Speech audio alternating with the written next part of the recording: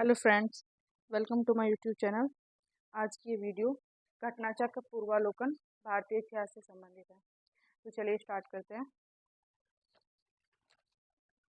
सबसे पहले इसमें दिया है पाषाण काल। जिस काल का कोई लिखित साक्ष्य नहीं होता उसे प्रागैतिहासिक काल कहते हैं। आदि ऐतिहासिक काल में लिपि के साक्ष्य तो हैं, किंतु उनके अपठ्य या दुर्बोध होने के कारण उनसे कोई निष्कर्ष नहीं निकलता। जब से लिखित विवरण मिलते हैं वह ऐतिहासिक काल है। यानी साक्ष्य के आधार पर हम इतिहास को 3 काल में विभाजित करते हैं। जहाँ से हमें कोई लिखित साक्ष्य नहीं मिलता उसे प्रागैतिहासिक काल कहते हैं।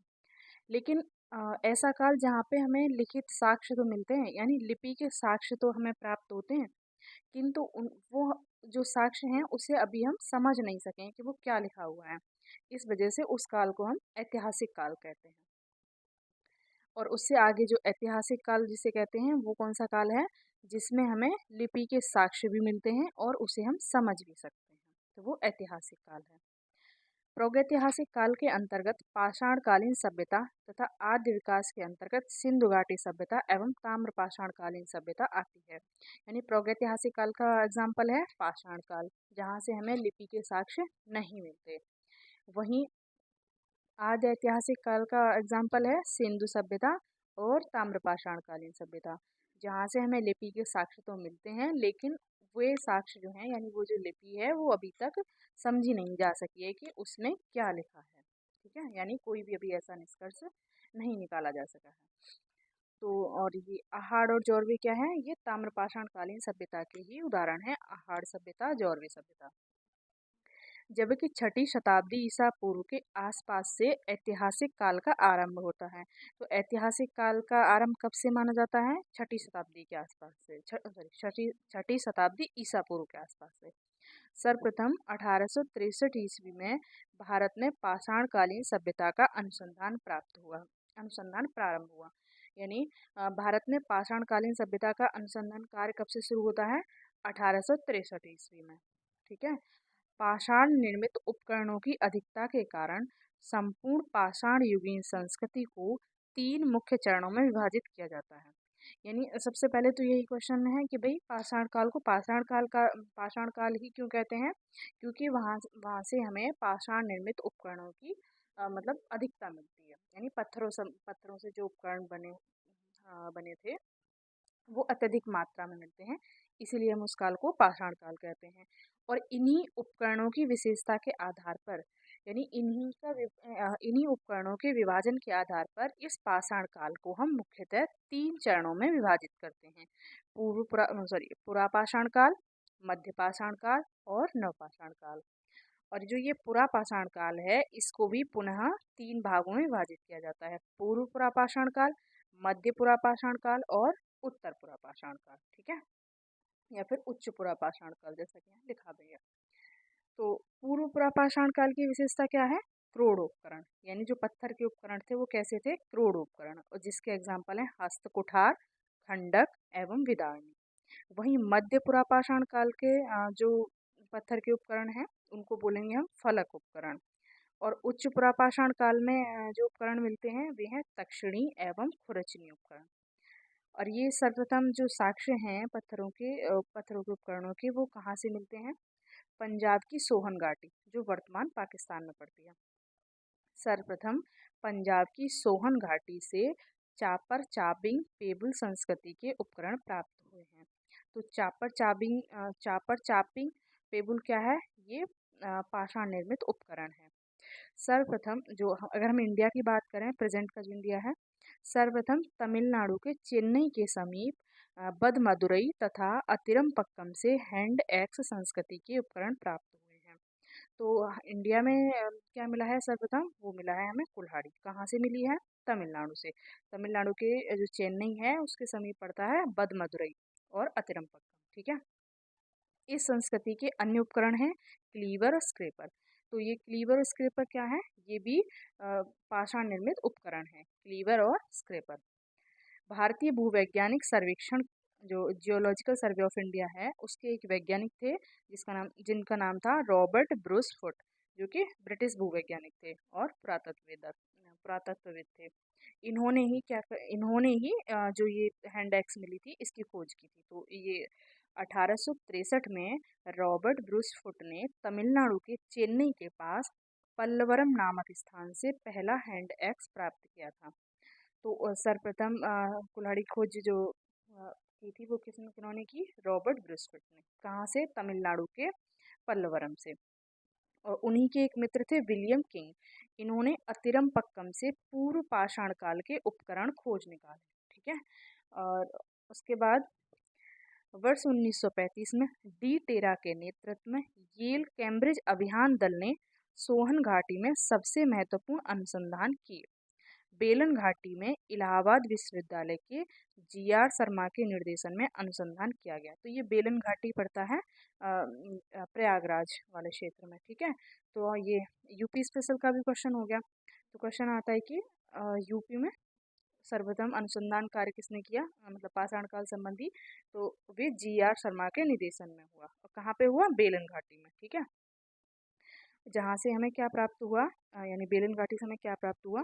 पूर्व पुरापाषाण काल से संबंधित यहाँ पर हमें 44 पुरास्थल प्राप्त हुए हैं। उपकरणों के अतिरिक्त बेलन के लोहंदा नाला क्षेत्र से, यानी जो बेलन घाटी है इसका ही क्षेत्र है लोहंदा नाला, यहाँ से हमें क्या मिला है? इस काल की अस्थि निर्मित मातृ देवी की प्रतिमा। ठीक है। अस्थि निर्मित। ठीक है। जो संप्रति कौशाम्बी संग्रहालय में सुरक्षित है। फलकों की अधिकता के कारण मध्य पुरापाषाण काल को फलक संस्कृति या फलक ब्लेड स्क्रेपर संस्कृति भी कहा जाता है। फलक यानी नुकीला, है ना? जो औजार होगा जितना नुकीला होगा वो उतना ही सक्षम होगा शिकार करने में। ठीक है। तो जैसे जैसे ये सभ्यता यानी जो ये संस्कृति है ये आगे बढ़ती जाएगी तो जो उनके उपकरण हैं, जो औजार हैं, वो अधिक तीक्ष्ण होते जाएंगे, यानी उनमें जो फलक है वो अत्यधिक मतलब हमें देखने को मिलेगा। तो फलकों की अधिकता के कारण ही मध्य पुरापाषाण काल को क्या कहते हैं? फलक संस्कृति या फलक ब्लेड स्क्रेपर संस्कृति कहते हैं। इन उपकरणों का निर्माण क्वार्टजाइट पत्थरों से किया गया है। तो मध्य पुरापाषाण काल में सबसे ज़्यादा जो पत्थर यूज हुआ है वो हुआ है क्वार्टजाइट। ठीक है। पुरापाषाण कालीन मानव का जीवन पूर्णतया प्राकृतिक था। ठीक। प्रकृति पर ही निर्भर था। वे प्रधानतः शिकार पर निर्भर थे। उनका भोजन मांस अथवा कंदमूल हुआ करता था, यानी वे लोग कच्चा मांस ही खाते थे और जो भी उन्हें कुछ फल वगैरह मिल गए वो सब खा लिया। यानी अभी आग वगैरह का खोज नहीं हुई थी। अग्नि के प्रयोग से अपरिचित रहने के कारण वे कच्चा मांस खाते थे। ठीक है। ये हमने देख ही लिया अभी। इस युग का मानव मुख्यतः शिकारी था। इस काल के मानव को पशुपालन तथा कृषि का ज्ञान नहीं था। तो यानी जो पुरापाषाण काल है, यहाँ तक अग्नि की खोज नहीं हुई है। तो अग्नि की खोज होती है यहाँ पर। ठीक है। मध्य पाषाण काल में जब अग्नि की खोज नहीं हुई है तो लोग क्या करेंगे? शिकार करेंगे और कच्चा मांस खाएंगे। सिंपल।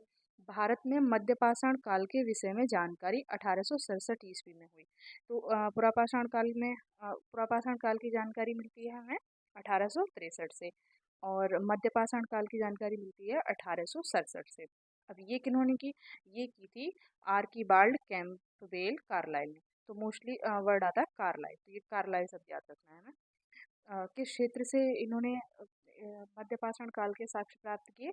विंध्य क्षेत्र से। ठीक है। तो कार्लाइल ने विंध्य क्षेत्र से शैल चित्र खोज निकाले। शैल चित्र यानी रॉक पेंटिंग, जो गुफाओं पे पेंटिंग किया करते थे। उस समय के जो लोग थे उन्होंने कुछ पेंटिंग की होगी, ऐसे साक्ष्य उन्होंने कार्लाइल ने विंध्य क्षेत्र से खोज निकाले। ठीक है। मध्य पाषाण काल के विशिष्ट औजार सूक्ष्म पाषाण या पत्थर के बहुत छोटे औजार हैं। अब ये मध्य पाषाण काल क्या है? और आगे का मतलब इस जो पूर्व प्रपाषाण काल है इससे काफी आगे जाके अब आता है ये मध्य पाषाण काल। तो इसमें क्या होगा? मध्य पाषाण काल के औजार क्या होंगे? सूक्ष्म होते जाएंगे, छोटे होते जाएंगे। भारत में मानव अस्थि पंजर सर्वप्रथम मध्य पाषाण काल से ही प्राप्त होने लगता है। यानी मनुष्य का जो कंकाल है वो हमें कहाँ से मिलना शुरू होता है? मध्य पाषाण काल से। ठीक है। गुजरात स्थित लंघनाज एक महत्वपूर्ण मध्य पाषाण कालीन पुरास्थल है। तो लंघनाज कहाँ पड़ता है? गुजरात में। और ये मध्य पाषाण कालीन पुरास्थल है। ठीक है। मध्य पाषाण कालीन। तो यहाँ से क्या मिलता है मध्य पाषाणकालीन संबंधित? यहाँ से मिलता है हमें लघु पाषाण उपकरण, यानी छोटे छोटे पत्थर के उपकरण, वो तो मिलेंगे। इसके अलावा और क्या मिलता है? पशुओं की हड्डियाँ मिलती हैं, कब्रिस्तान मिलते हैं, और कुछ मिट्टी के बर्तन भी प्राप्त होते हैं। जो ये लंघनाज है, यहाँ से हमें 14 मानव कंकाल भी मिले हैं। ठीक है। मध्य पाषाणकालीन महदाह, महदाह मध्य पाषाणकालीन एक जो पुरातात्विक स्थल है वो है महदाह, जो कहाँ पड़ता है? उत्तर प्रदेश के प्रतापगढ़ में। ठीक है। मध्य पाषाणकालीन महदाह जो उत्तर प्रदेश से हड्डी एवं सींग निर्मित उपकरण भी प्राप्त हुए हैं, यानी हड्डियों से और सींग से भी लोग उपकरण बनाने लगे थे मध्य पाषाण काल में। ठीक। जी आर शर्मा ने महदाह के 3 क्षेत्रों का उल्लेख किया है। तो जी आर शर्मा ने बताया है महदाह के 3 क्षेत्रों के बारे में, और वे 3 क्षेत्र हैं। नंबर 1 झील क्षेत्र, नंबर 2 बूचड़खाना संकुल क्षेत्र, और तीसरा है कब्रिस्तान निवास क्षेत्र। ठीक है। बूचड़खाना संकुल क्षेत्र से ही हड्डी एवं सींग निर्मित उपकरण एवं आभूषण बड़े पैमाने पर पाए गए हैं। बूचड़खाना है, बूचड़खाना यानी जहाँ पशुओं को मतलब काटा जाता है, तो वहाँ से हमें हड्डी एवं सींग से निर्मित उपकरण मिले हैं, आसानी से याद हो जाएगा। और उपकरण या और आभूषण ये सब हमें मिलता है कहाँ से? बूचड़खाना से।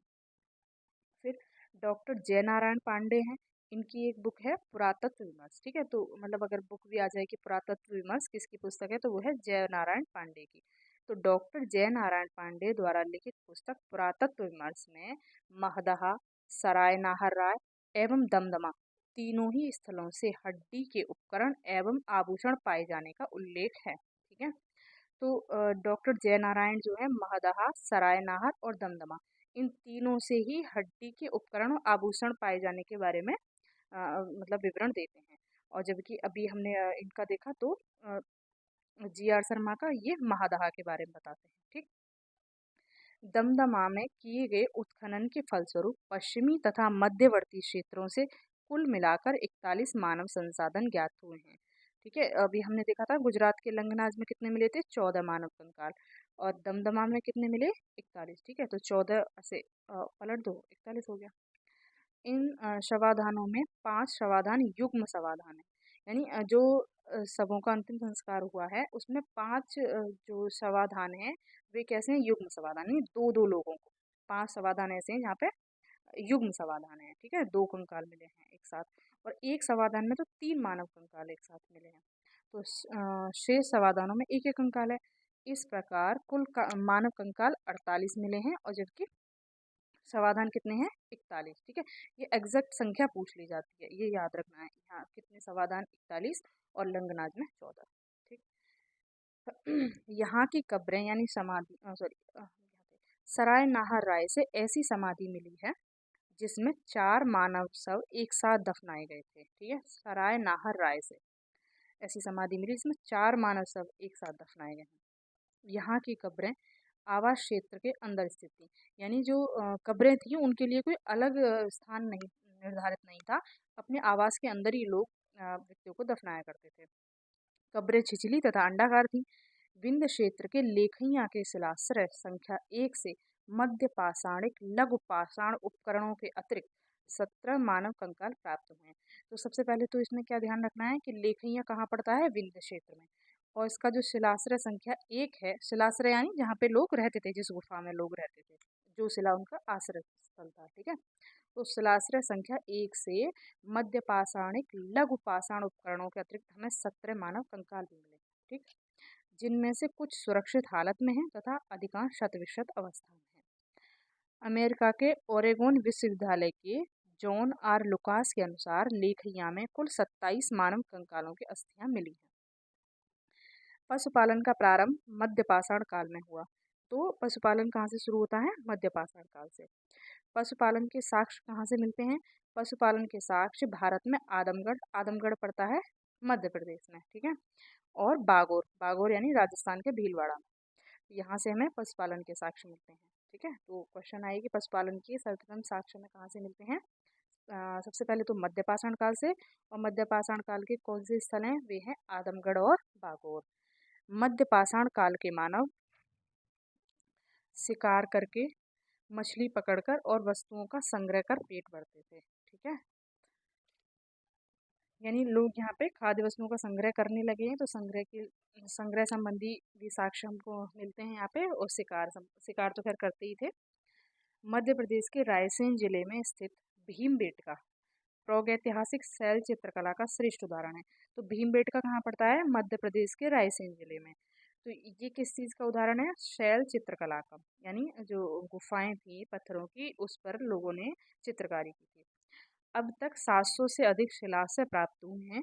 यानी ये जो मध्य प्रदेश के रायसेन में भीमबेटका गुफाएं हैं, ये उस समय के लोगों का आश्रय स्थल थी, यानी यहाँ पे लोग रहते थे। तो ऐसे हमें 700 से अधिक शिलान्यास प्राप्त हुए हैं, जिसमें 500 में चित्रकारी प्राप्त हुई है। ठीक है।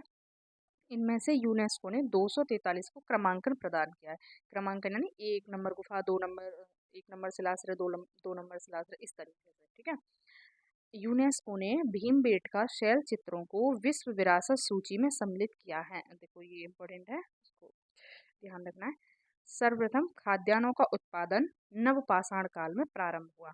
तो खाद्यान्नों का उत्पादन कब से प्रारंभ हो रहा है? नवपाषाण काल से। और पशुपालन कब हो गया था? मध्यपाषाण काल में। ठीक है। इसी काल में गेहूं की कृषि प्रारंभ हुई। तो देखिए, खाद्यान्नों का उत्पादन प्रारंभ हो रहा है, तो सीधी सी बात है, खाद्यान्नों संबंधी कुछ हमें साक्ष्य मिले होंगे। तो वे साक्ष्य कहाँ से मिले हैं? तो नवीनतम खोजों के आधार पर भारतीय उपमहाद्वीप में ना, प्राचीनतम कृषि साक्ष्य वाला स्थल उत्तर प्रदेश के संत कबीर नगर जिले में स्थित लहोरा देव है। ठीक है। तो यूपी स्पेशल भी है ये, देखा जाए तो। उत्तर प्रदेश का संत कबीर नगर जिला है, उसमें एक जगह है लहोरा देव, वहां से हमें कृषि का प्राचीनतम साक्ष्य मिला है। और देखिए, चावल का भी प्राचीनतम साक्ष्य लहोरा देवी है, इससे पहले कोल्डे हवा था। ठीक है। यहाँ जो लहोरा देव है, यहाँ से कितना पुराना साक्ष्य मिला है हमें कृषि का?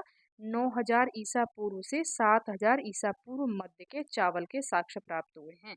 यानी कृषि का प्राचीनतम साक्ष्य, और कृषि में कौन सा खाद्यान्न था? वो था चावल। और कितना पुराना है? 9000 ईसा पूर्व से 7000 ईसा पूर्व के बीच का। ठीक है। उल्लेखनीय है कि इस नवीनतम खोज के पूर्व भारतीय उपमहाद्वीप का प्राचीनतम कृषि साक्ष्य वाला स्थल मेहरगढ़, पाकिस्तान के बलूचिस्तान में स्थित, यहाँ 7000 ईसा पूर्व के गेहूं के साक्ष्य मिले हैं। जब तक इस लहोरा देव की खोज नहीं हुई थी, उससे पहले कृषि का प्राचीनतम साक्ष्य वाला भारतीय उपमहाद्वीप में जो जगह थी, यानी जो पुरास्थल था, वो था मेहरगढ़, जो कहाँ पड़ता है? पाकिस्तान के बलूचिस्तान में। ठीक है। ये 7000 ईसा पूर्व के गेहूं के साक्ष्य प्राप्त होने वाला स्थल था, इसीलिए इसको बोला जाता था कि ये भारतीय उपमहाद्वीप का मतलब सर्वाधिक प्राचीन क्या है? कृषि पुरास्थल है। ठीक है। लेकिन उसके बाद लहोरा देव की खोज हुई, तो अब प्राचीनतम कृषि साक्ष्य वाला स्थल कौन सा बन गया? लहोरा देव। ठीक। उसके बाद जबकि प्राचीनतम चावल के साक्ष्य वाला स्थल कोल्डेवा था। ठीक। यानी मेहरगढ़ प्राचीनतम कृषि वाला साक्ष्य तो जरूर था, लेकिन चावल का प्राचीनतम साक्ष्य नहीं मिला था। यहाँ से मिले थे हमें गेहूं। तो चावल का प्राचीनतम साक्ष्य वाला स्थल कौन सा था? कोल्डेहवा। और कोल्डेहवा भी हालांकि प्रयागराज जिले में बेलन नदी के तट पर ही स्थित है, यानी उत्तर प्रदेश में स्थित है। और लहोरा देव की खोज होने के बाद में कृषि का प्राचीनतम साक्ष्य भी यही बन गया, और चावल का भी बन गया। चीन के यांगजी नदी घाटी क्षेत्र में लगभग 7000 ईसा पूर्व चावल उगाया गया। ठीक। मक्का कहाँ मिला? मक्का के साक्ष्य सर्वप्रथम कहाँ से मिलते हैं?